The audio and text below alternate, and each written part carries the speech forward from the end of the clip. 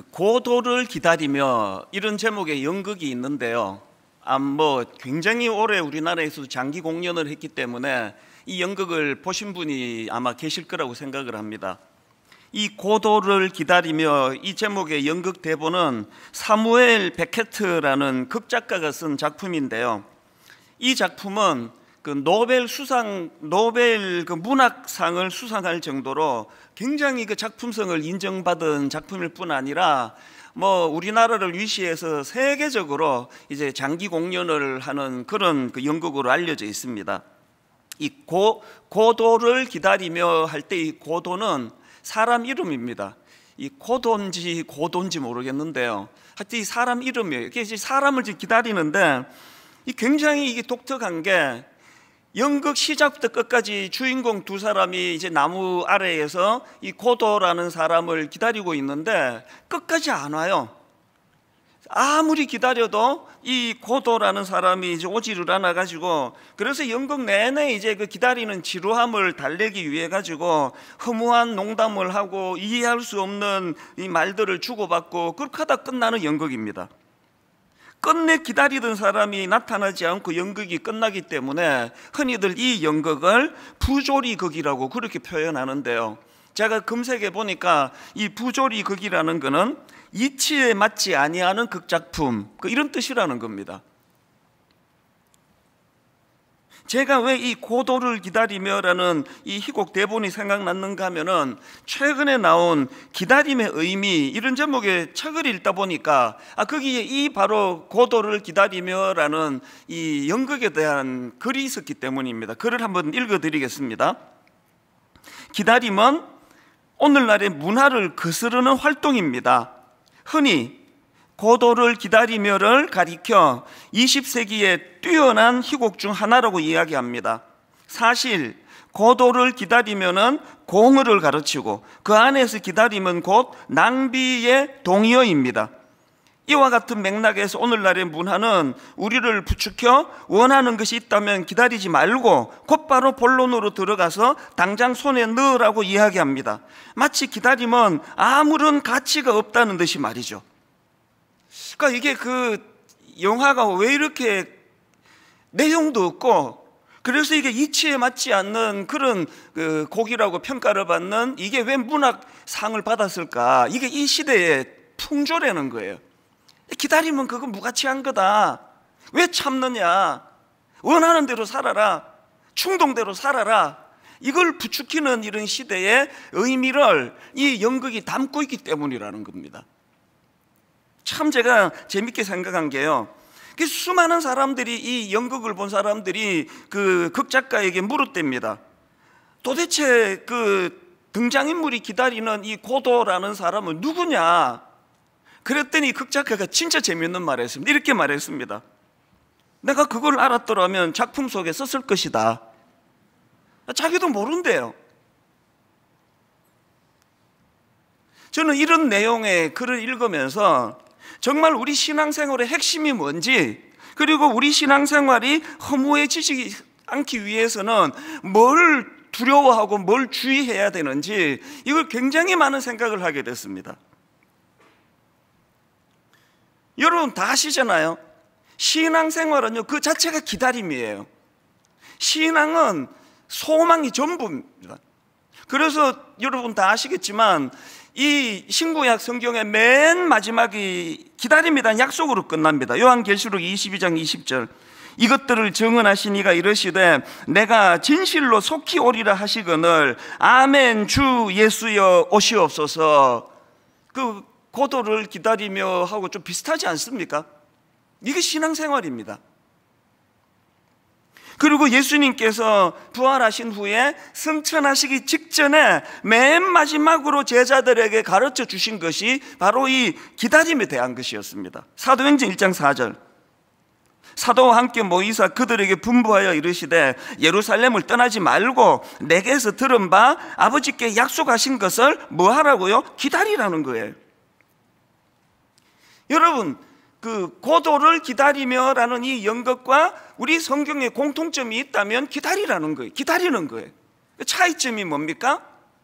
누군지도 모르고 고도가 뭐 하는 사람인지도 모르는 막연한 기다림이 아니라 이거는 하나님의 뚜렷한 약속을 믿고 의지하며 하는 기다림이거든요.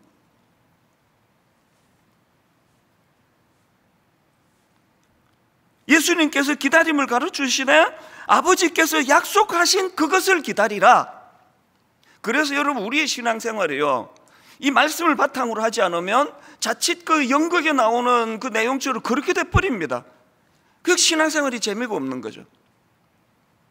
이런 점에서 저는요, 정말 그 12월 달이 다가오면은 정말 매년 떠올려지는 인물이 있는데 그게 바로 오늘 본문에 나오는 시므온이라는 무명의 할아버지예요. 진짜 무명의 인물이지만 연말이 되면 우리 모두가 다 이분을 떠올려야 된다 생각합니다. 이분도요, 기다림의 사람이었습니다.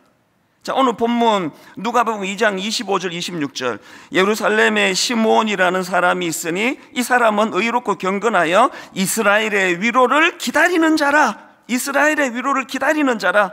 그리고 26절, 그가 주의 그리스도를 보기 전에는 죽지 아니하리라.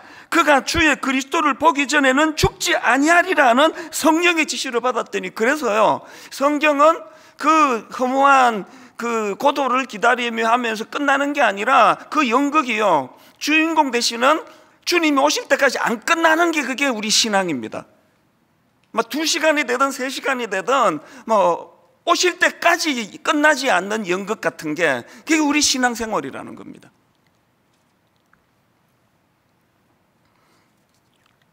그 시대적인 배경은 뭐 여러분 다 아시잖아요.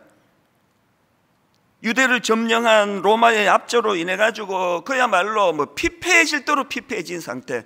앞을 봐도 옆을 봐도 뒤를 봐도 희망이라고는 눈 씻고 찾아보기 어렵던 그 시절 아닙니까? 경제적으로는 로마의 압제도 견디기가 어려운데 그 동족들의 그 수탈로 인해 가지고 말로 다 할 수 없는 극심한 가난과 빈부격차, 이게 얼마나 절망적인지 뭐 우리도 겪어서 알지 않습니까?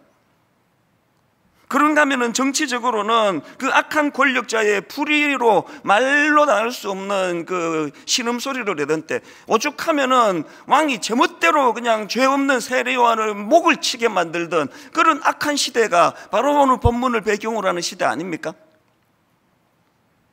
더더군다나 영적으로는요, 말라기 선지자 이후에 무려 400년 동안 하나님의 말씀이 들리지 않던 시대였습니다. 말씀을 선포하는 선지자도 없고 그 제대로 된 말씀이 들려지지 않던 영적인 암흑, 이 400년간 지속이 되던 그야말로 뭐 희망은 다 끊어진 상태인데, 놀랍게도 이 절망적인 상황에서 시므온은 이스라엘의 위로를 기다린다는 그 소망을 가지고 그 할아버지가 견뎌내는 이런 삶을 살고 있는 것, 이게 오늘 본문의 가장 중요한 맥락입니다. 오늘 여러분, 우리 시대는 영적으로 많은 분들이 이야기하는 암흑기예요. 말씀이 제대로 선포가 되지 않고 말씀을 귀히 여기는 성도들도 많지 않고, 마치 신앙생활이 그 고도를 기다리며 하듯이 막연한, 어릴 때부터 교회를 다녔으니까 교회를 다니는데 뭘 기다리는지, 왜 기다리는지, 어떤 일이 일어나는지 너무나 무지한 상태로 신앙생활하는 게 오늘 우리들의 현실 아닙니까? 우리가 정말 시므온을 통해서 회복해야 될 것은요, 하나님의 약속을 의지하여 기다리는 기다림, 누군지도 모르는 고도를 기다리는 것과 다른, 너무나 오늘도 생생히 나를 인도해 주시고 나를 견인해 주시고, 최근에 제가 어느 우리 교회 출신의 그 대학생, 지금 제주도가 있는 그 학생을 만나 교제하면서 너무 감동을 받았어요. 참 믿음 생활을 잘해왔는데 대학교 딱 들어가니까 무신론이 판을 치더래요. 그래서 그냥 이 대학가는 거의 지금 복음의 불모지 아닙니까?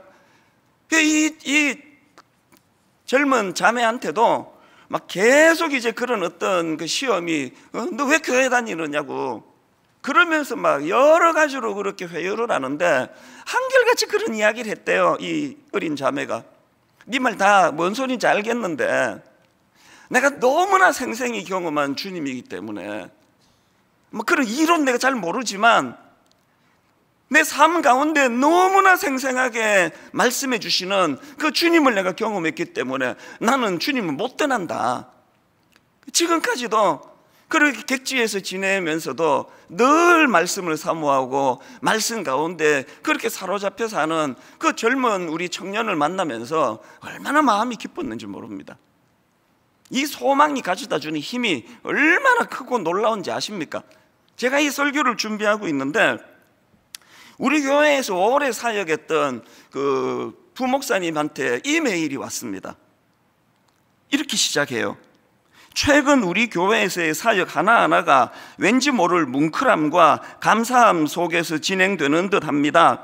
특별히 이번 추수감사주일은 제 인생의 최고의 감사주일이 아니었을까 싶습니다. 이렇게 시작을 해요.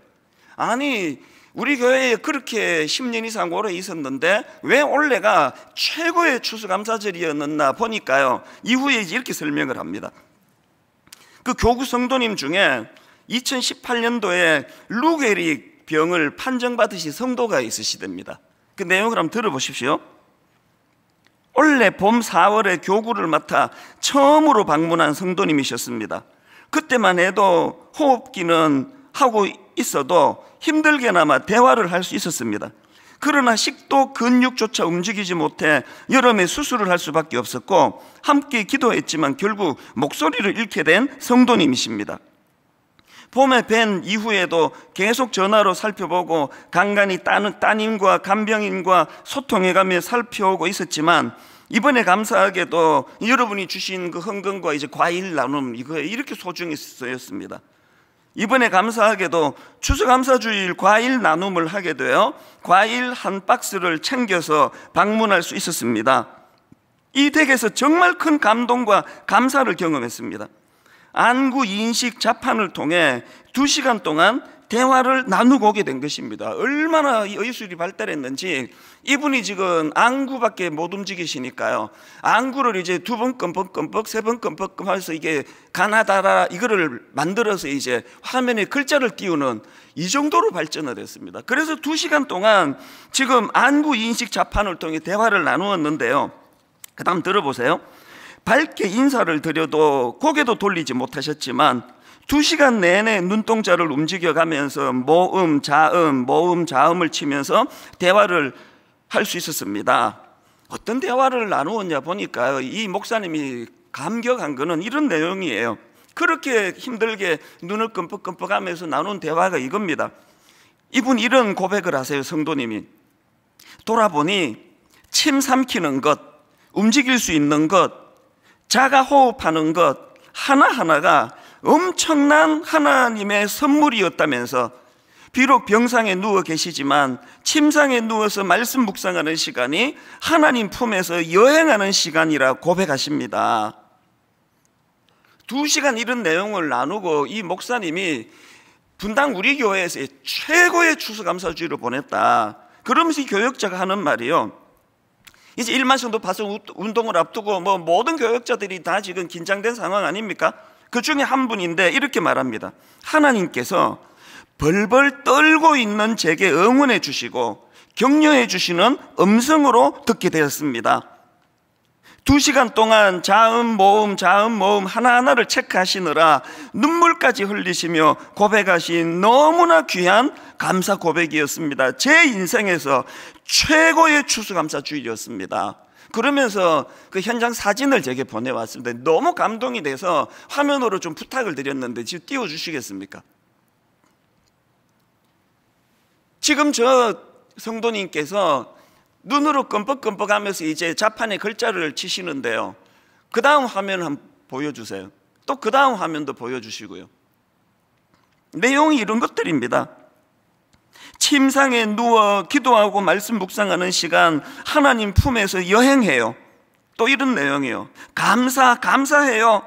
저는 오늘 너무 기뻐 하나님 보약 선물 받았어요. 또 이런 내용. 기도할 겁니다. 목사님 분리 개척 위에 기도하겠습니다.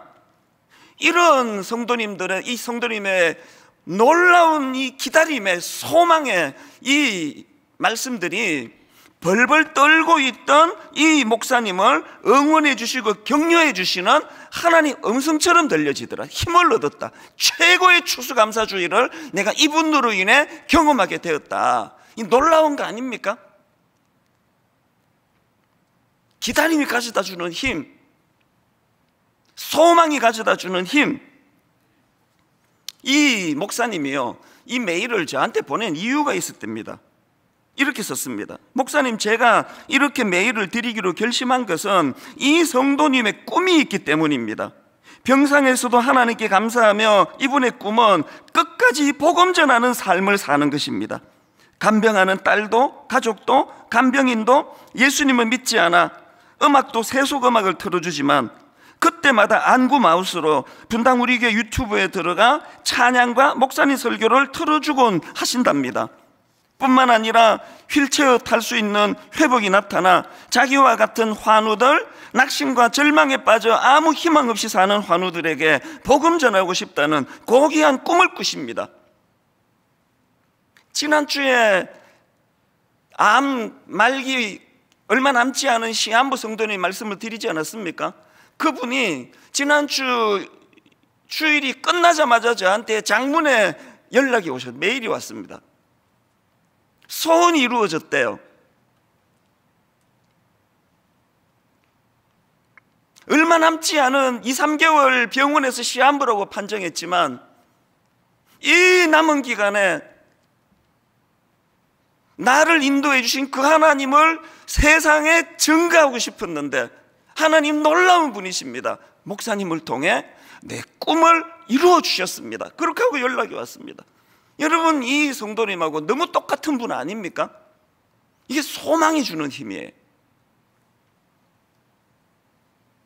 여러분, 우리의 신앙생활이 그 허무한 연극, 고도를 기다리며 누군지도 모르고 왜 기다리는지도 모르고 끝끝내 오지 않는 그런 신앙생활을 하고 계시다면 어디서부터 잘못됐는지에 대하여 정말 진지하게 깊이 돌아보셔야 됩니다. 어떤 분은 눈 끔뻑끔뻑 하실 수밖에 없는 그 의사소통으로도 나를 인도해 주시는 그 하나님의 은혜가 가슴 벅차게 선포가 되고 이 사실을 전하고 싶어 견딜 수 없는 열망을 가지고 있는데 왜 어떤 분은 하나님을 그 연극 주인공이 기다리는 그 고도처럼 그렇게 허무한 신앙생활을 할 수밖에 없는가? 그래서 저는 오늘 이 본문의 시므온과 같은 이런 하나님의 약속을 기다리며 성령의 인도하심을 기다리며 그런 소망을 갖고 기다리는 사람들에게 주는 놀라운 유익 몇 가지를 좀 나누고 싶은데요. 여러분, 기다리는 삶의 유익 첫 번째가요, 흔들리지 않는 삶입니다. 본문 25절을 보십시오. 예루살렘에 시므온이라는 사람이 있으니 이 사람은 의롭고 경건하여 이스라엘의 위로를 기다리는 자라 성령이 그 위에 계시더라. 여러분, 이 구도가 너무 안정적이지 않습니까? 조금 전에 이 목사님에게 최고의 추수감사절을 선물하신 그 루게리 성도님의 모습이 너무 안정적이지 않습니까? 안절부절하고 끊임없이 안구로 나 죽여달라고 죽고 싶다고 이렇게 흔들리는 삶이 아니라 거기서 감사. 오늘 목사님 전사님 오시니 하나님이 내게 선물을 주신 날이네요. 저는 여기 나오는 이 사람은 의롭고 경건하여 이 말씀을 묵상하다가 제가 좋아하는 말씀 아닙니까? 요한일서 3장 3절 주를 향하여 이 소망을 가진 자마다 그의 깨끗하심과 같이 자기를 깨끗하게 하느니라.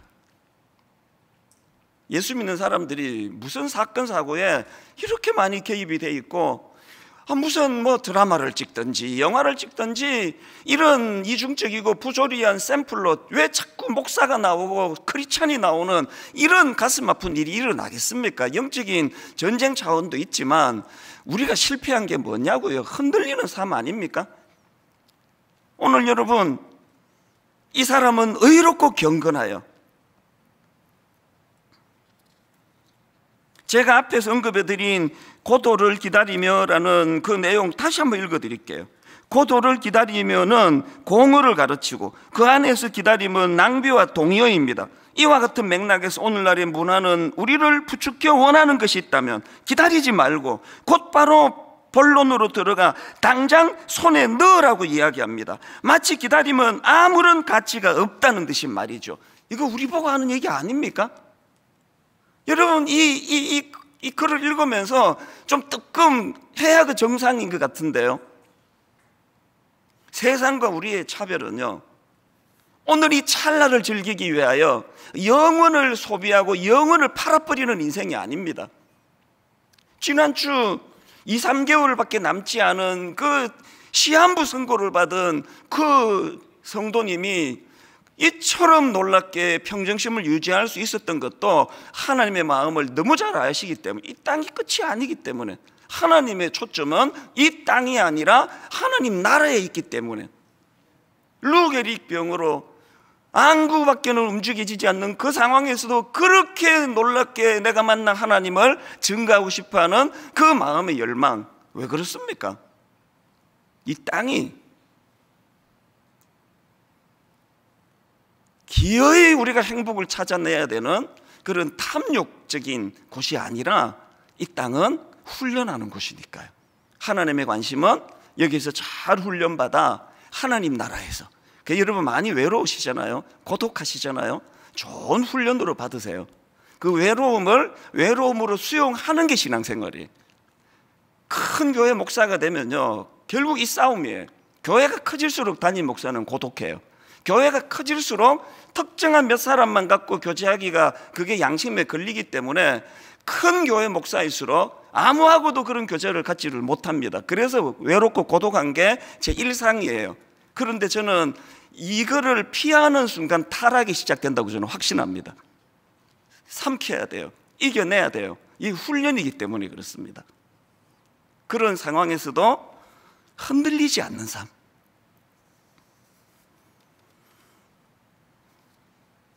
최근에 나온 책 중에 이 50에 이른 노너, 이런 제목의 책이 있는데요.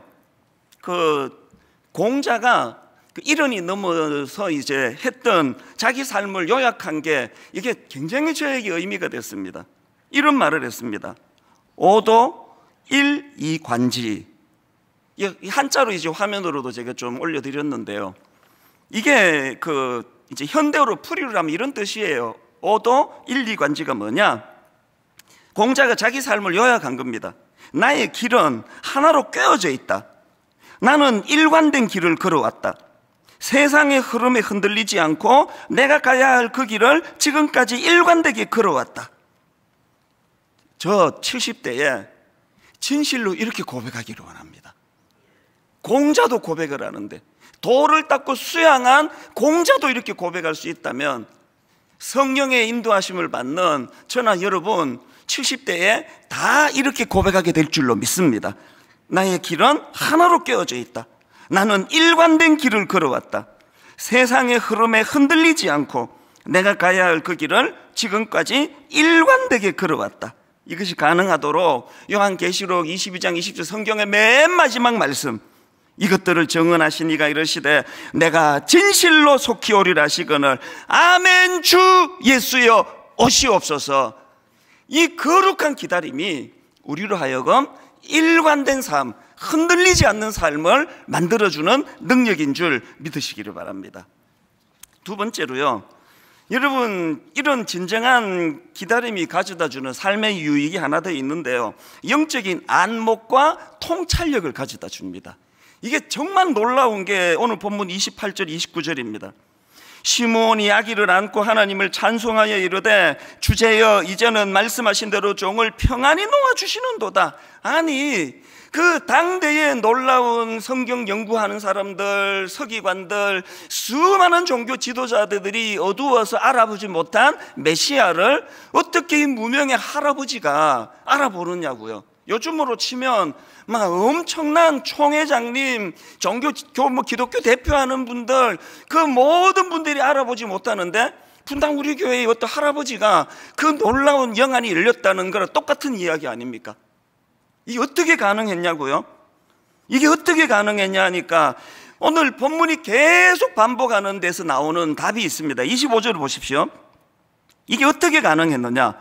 예루살렘에 시므온이라는 사람이 있으니 이 사람은 의롭고 경건하여 이스라엘의 위로를 기다리는 자라. 성령이 그 위에 계시더라. 그 다음 26절.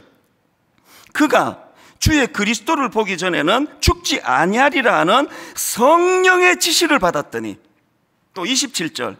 성령의 감동으로 성전에 들어가며, 여기 나오는 성령의 감동으로는요, 성령의 영향을 받아, 뭐 이렇게 번역을 해도 조금도 틀리지 않습니다. 무슨 뜻입니까?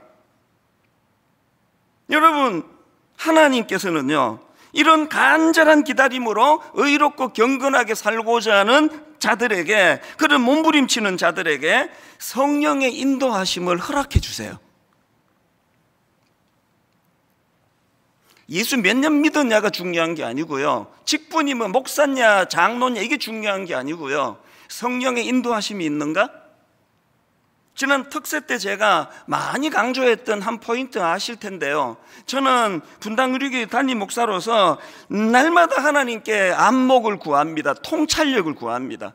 담임 목사 판단 하나 잘못하면요, 교회 예산 1억 2억 날아가는 거 그거 금방입니다. 늘 두려운 거죠. 장로님들과 더불어서 이런 일들을 판단해 나갈 때 뭘 하나만 잘못 생각하면은 그 두려운 거죠. 제가 우리 젊은 목사님들한테 항상 하는 이야기가 그겁니다. 우리 성도님들처럼 헌금도 많이 못하는데 하신 헌금이라도 지켜야 될 거 아니냐. 눈물로 드린 그 헌금을 우리가 잘 지키는 책임이 있는 거 아니냐. 드림센터 와보신 분 알지만요, 교육자실 있는 그 복도는 불이 항상 꺼져 있습니다. 그 복도 전기 불 몇 개 꺼가지고 그거 얼마 아낀다고요. 상징인 거죠. 절약하자는 거죠. 여름에 저 혼자 쓰니까요, 방을. 어지간하면 사무실 에어컨 안 켜요. 안 켜려고 애를 많이 씁니다. 설교 준비할 때만 켜요. 좋은 컨디션으로 준비해야 여러분에게 좋은 말씀을 전하니까요. 왜 이런 이 큰 교회가 그 뭐 쪼잔하게 뭐 에어컨 그거 뭐 얼마나 온다고, 제가 그렇게 생각하지 않습니다. 교회 지도자가 판단 하나 하는 거, 생각 하나 하는 거, 그게 전부 교회에 영향을 미치니까요.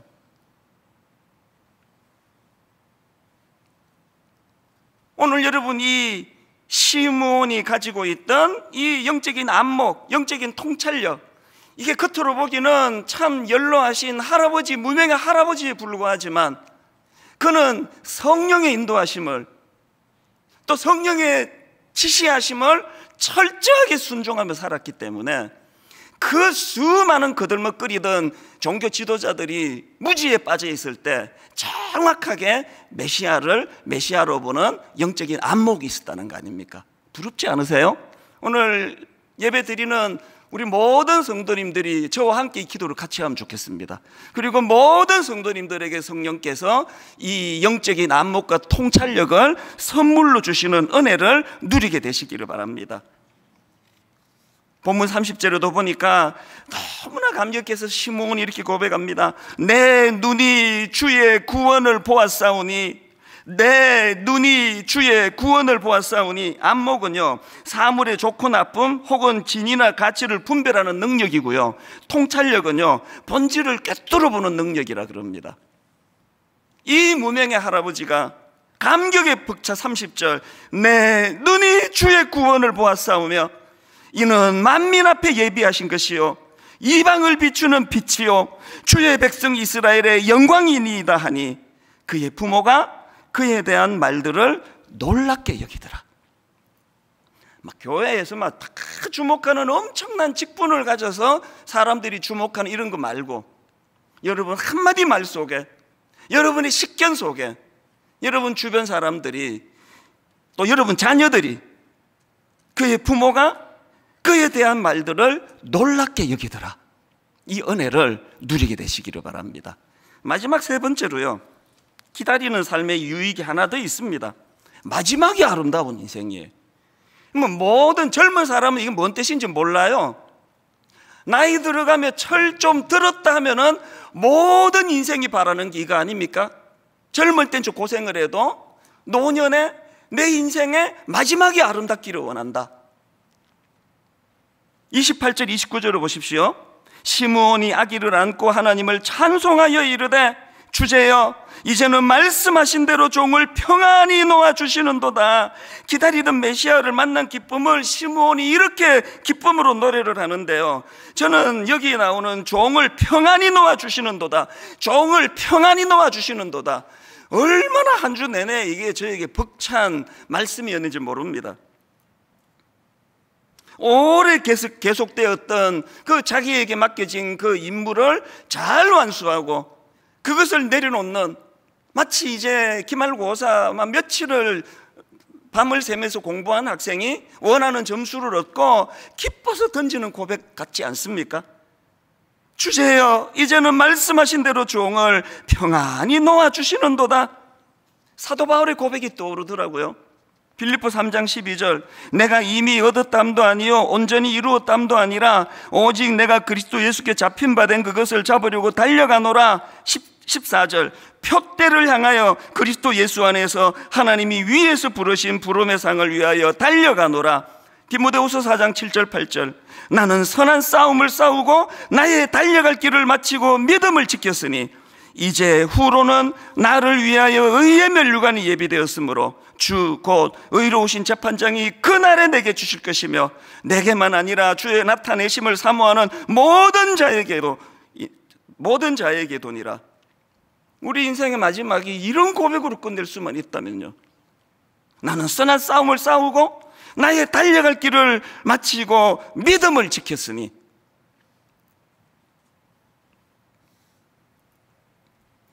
언젠가 제가 그 번아웃, 와, 이 진짜 힘들던데요.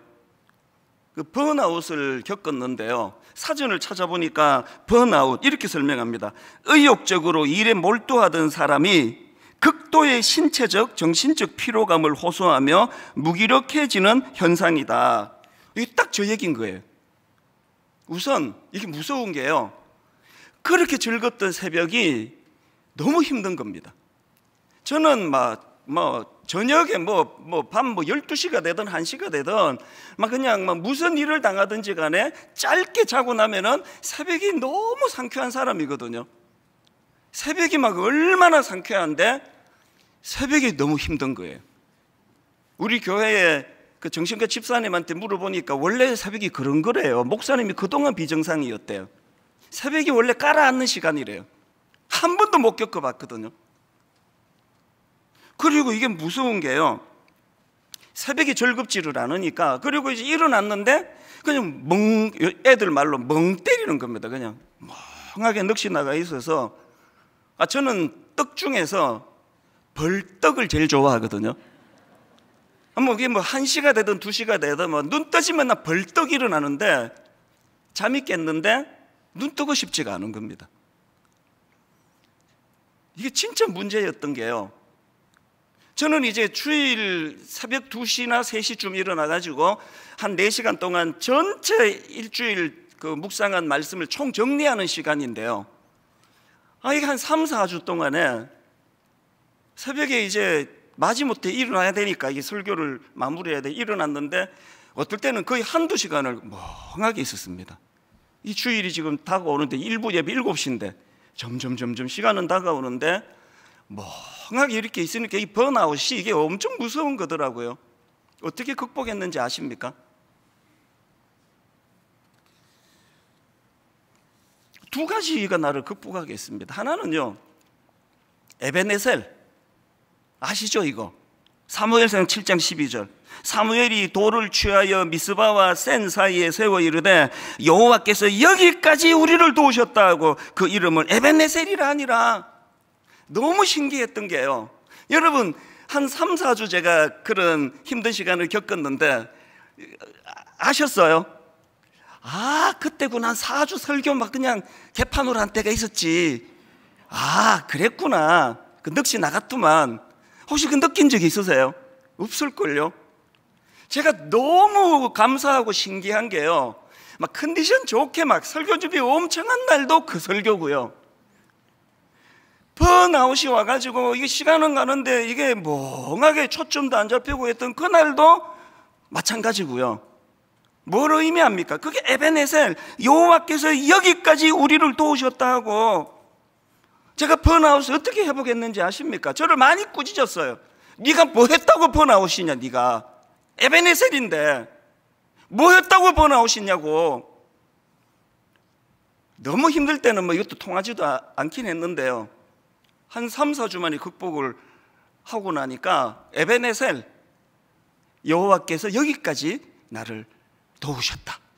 또 하나가 있습니다. 또 하나가요, 여러분 많은 장애인 그 부모들, 특히 엄마들이 하는 이야기를 우리 그 사랑부 부모님에게 많이 들었거든요.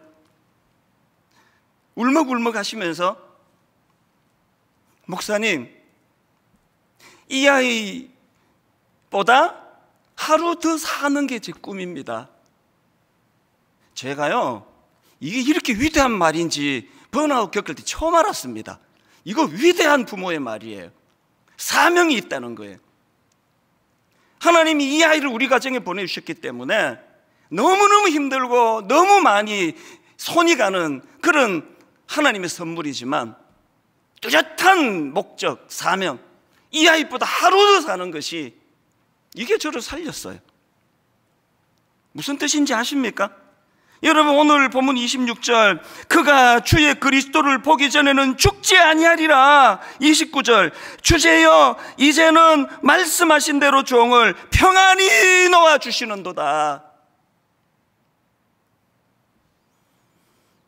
사명을 다 감당하기 전에는 번아웃 또 오면 안 되는 인생이에요. 우리는 지금 내가 번아웃 오면 어떡합니까? 29 목사님 내가 섬겨야 되는데, 내년에 여러분 뭣도 모르고 내년에 내가 안식년 하면서 없어져 드리겠다 그랬는데, 참 뭘 모르는 소리 아닙니까? 내년에 거의 분당 우리 교회는 6.25 폭격 맞은 전후 서울 같은 믿음 좋은 순장님들 위주로 지금 거의 다 나가시는데, 그걸 두고 제가 안식년을 떠난다고요? 내년이 내 생애에 가장 참 보람있고 바쁘고 분주한 날이 될 줄로 저는 믿습니다. 이게 저를 회복시켜줬어요. 그 어머니의 음성이, 목사님 이 아이보다 하루 더 살고 죽기를 원합니다. 29 목사님한테 제가 그런 상징적인 말을 했습니다. 나도 그러고 싶다고. 이후에 내 삶은 29 목사님과 그 교회를 돕고 섬기는 이 일이 되기를 원한다고. 그러고 나면 시므온처럼 언젠가 이 고백을 듣게 되겠죠. 주제여 이제는 말씀하신 대로 종을 평안히 놓아주시는도다.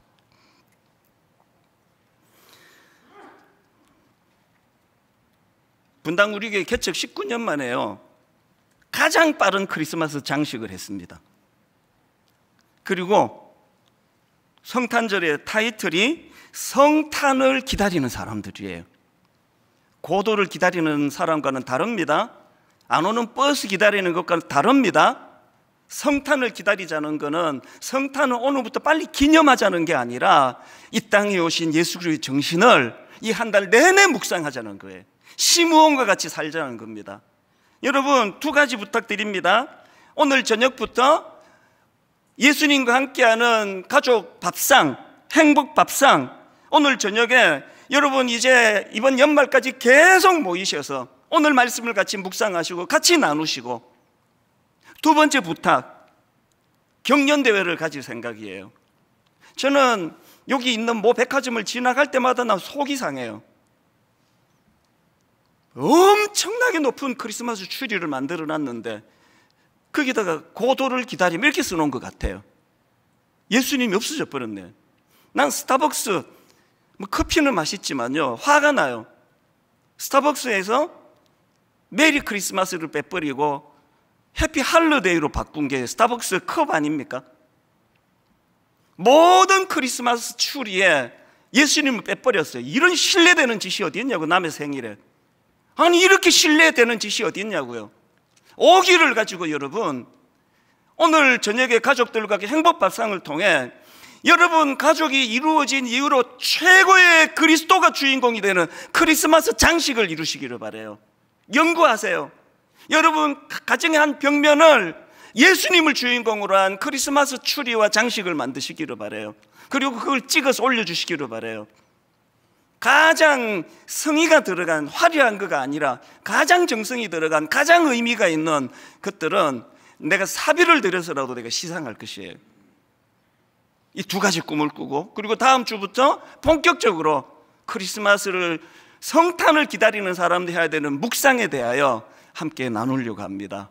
이 벅찬 가슴을 가지고 이번 연말까지 성탄을 기다리는 사람들,